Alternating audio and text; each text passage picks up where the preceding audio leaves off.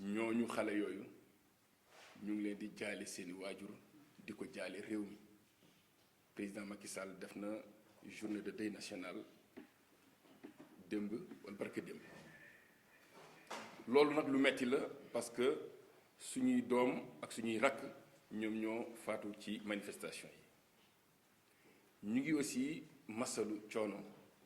ñi nga xam ne dañoo gaañu ci manifestation yi ci nekk ci l'hôpital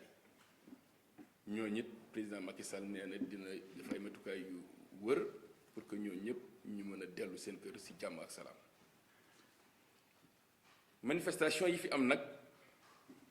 bu fi mel am Sénégal de gëj na fi ñëw ay xale dugg ci biir dëkk bi di toj di yàq loolu baaxul ci réew di yàq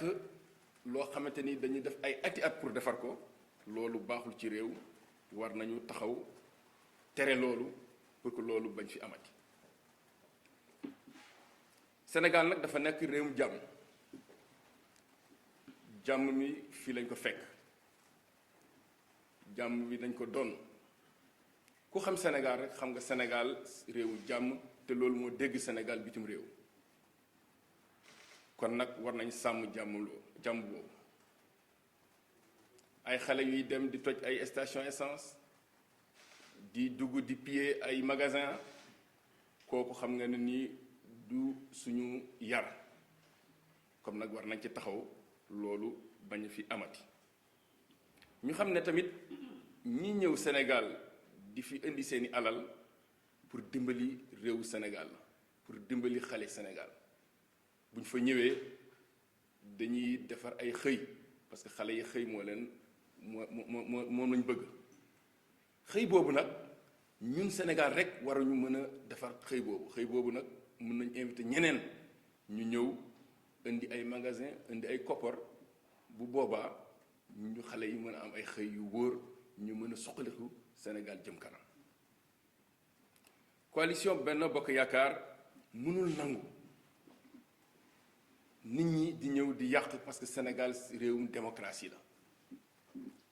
Sénégal mooy benn réew boo xamante ci Afrique de l'Ouest moom xamul ay coup d'état xamul yooyu yëpp parce que moom ku bëgg réew mi rek da nga koy laaj nit ñi boo ko laajee nga wut ko boo ko wutee ñu woteel la bu ñu la wotelee nga dem nekk ci palais ba kon nag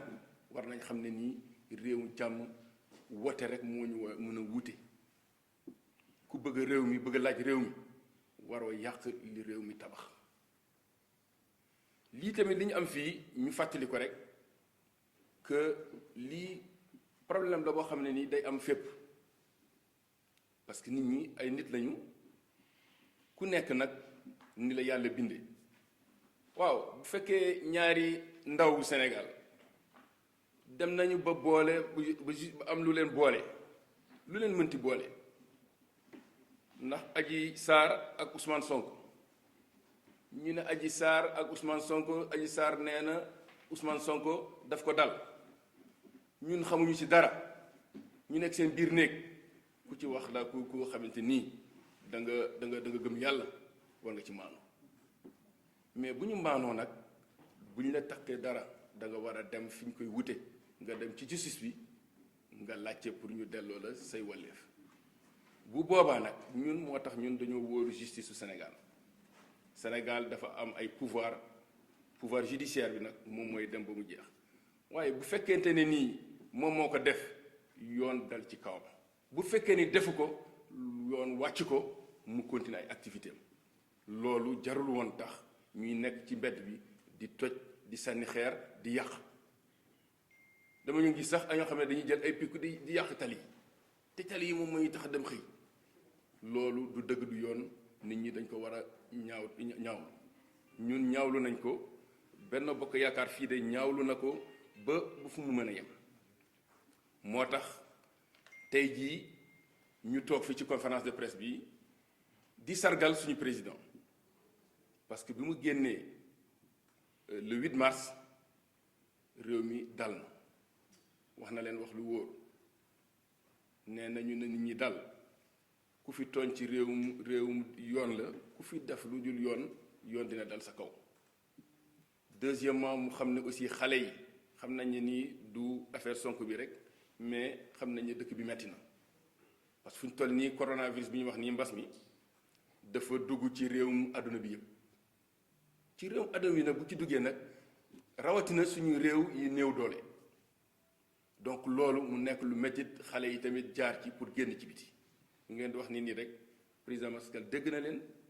wax na ni mu woon def sax mais dina dolli def pour que xëy bi am nit ñi am jàmm dellu ci kër yi mën a avancer. ñu ngi féliciter président Macky Sall ci initiative bi mu jël pour que réew mi mën a avancer ci développement bi ñu nekk di def nii développement nag fu mu mënta am nag il faut que mu am jàmm jàmm rek moo xëj ci réew jàmm moo xëj ci lu ne bu jàmm amul dara du am.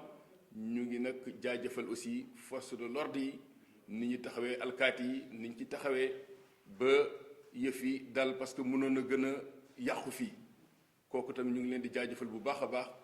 di sant ñëpp ñi ci bokk ñu ci wax kilifa diine yi ak association yi ak syndicat yi ñëpp wax nañ ci pour réew mi dal ñëw nañu ci réew mi dal na incha allah bu soobee yàlla lii ñëw dañu dem langue politique bi ku nekk ci ñoom indi sa xalaat ngeen waxtaan ci ñi ku sénégalais yi wóolu ci li nga wax fi nga bëgg a yóbbu réew mi ñun ñëpp ñoo bëgg réew mi dem kanam te bëgg nañ réew mi dem ci kanam mais dañu bokkul ay yoon fi ñuy jaar ba réew mi egg fi ñu bëgg egg si bu boobaa nag sénégalais yi ñoom ñoo ñuy àtte ñoom ñoo ñuy ne jël nañ kii wala jël nañ kee ñun nit ñi xam ne loolu rek boo amee ay programme demal ci sénégalais yi nga waxtaan ak ñoom ci dal ak njëkk ak taraanga ñu mën a avancer continuer ba egg si fii loolu laa doon tënk fii ci li ñu def ci point de presse bi ba que suñu yeneen mbokk yi mën ko dégg xam ne nii loolu rek moo ñu fi indi woon di ñaanal Sénégal jàmm di ñaanal adduna yu jàmm yàlla na yàlla defal jàmm rek moo xëcc ci ñun wasalaam.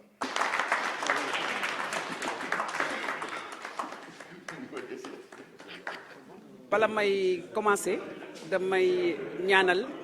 way dawlu yi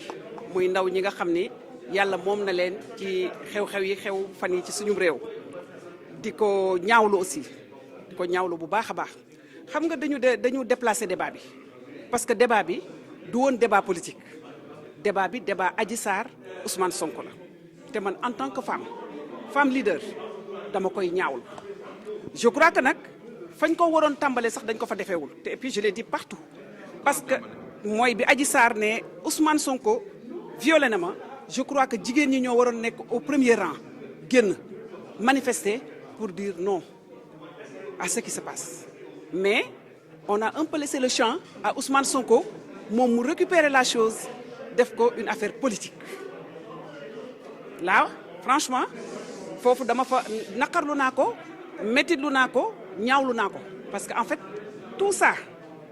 c'est parti de Adji Sarr Ousmane Sonko c'est une affaire privée c'est pas une affaire politique. Abdoulaye Mbodj, vous êtes le chef du bureau économique de l'ambassade du Sénégal en France. Est-ce que ces journées de crise au Sénégal peuvent dissuader les investisseurs français à aller au Sénégal prochainement? Alors, je dirais que dissuader, bon, c'est un gros mot. Mais ce que je déplore, c'est qu'en un quart d'heure, les Sénégalais jeunes ont anéanti énormément d'efforts qui ont été consentis pour doter du Sénégal d'un environnement des affaires de classe exceptionnel. Parce que vendre le Sénégal, c'était vendre le risque pays pour quasi nul. Aujourd'hui, vu ce qui s'est passé, effectivement, ça peut donner des idées autres que celles que les investisseurs français avaient. C'est-à-dire penser que le Sénégal pouvait être un pays à risque. Mais nous déplorons énormément d'efforts pour effectivement inverser cette tendance. C'était une étape. Je pense qu'ils ont compris aussi que le Sénégal a pu, grâce à ses ressources sociaux, a pu dénouer effectivement le mal qui pouvait avoir des conséquences très, très désastreuses. Moi, beaucoup d'investisseurs m'ont appelé pour s'enquérir, s'inquiéter, effectivement, vraiment montrer qu'ils ne souhaitaient pas que le Sénégal puisse vivre ces étapes. Pour cela, on les remercie. Et nous considérons effectivement que le Sénégal... Ils sont prêts à aller investir au Sénégal. Ah, ils ne sont pas prêts à y retourner parce que le Sénégal a fait énormément d'efforts. Nous avons, je me répète, un environnement des affaires de classe exceptionnelle. Le Sénégal a fait énormément de réformes. Il y a énormément d'opportunités, il y a énormément de niches aujourd'hui. Toutes les entreprises, tous les entrepreneurs frappent à la porte. Je pense que ça ne va pas les dissuader.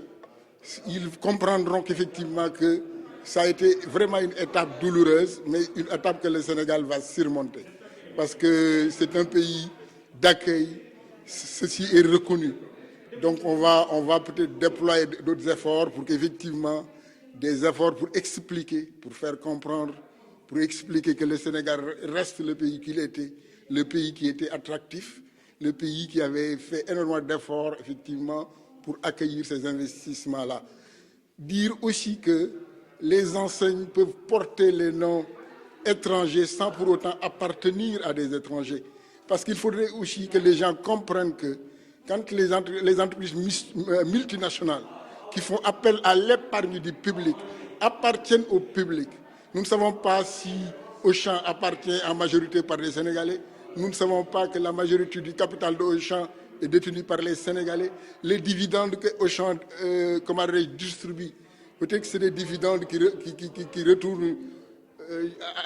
chez des Sénégalais. Donc il va falloir quand même qu'on fasse la part des choses. Comprendre qu'un pays qui n'a pas d'investissement direct étranger est un pays qui vit en autarcie. Le Sénégal est un pays ouvert et n'a pas de crainte à être un pays ouvert.